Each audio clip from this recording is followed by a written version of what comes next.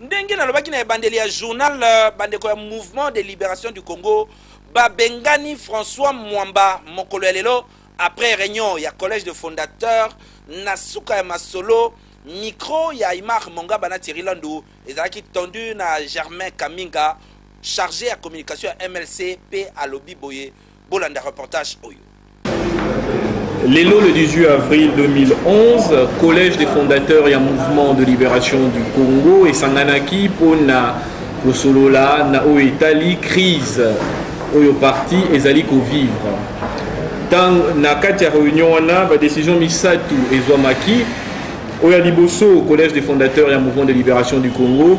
et décidé que l'honorable François Mwamba neti secrétaire général. Décision Yami Balé collège des fondateurs a puni que l'honorable Thomas Louaka Los Angeles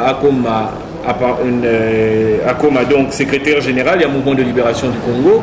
Décision Misato collège des fondateurs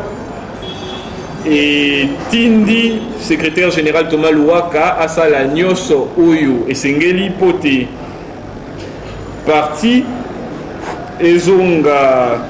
Namakasi Ndenge Touyebela Kiango en 2006, 2007, 2008. Donc, à cause de la restructuration pour te bisonyoso la elongo na etumao eza biso elingi koloba ba élection en 2011 elingi koloba monsala na biso ya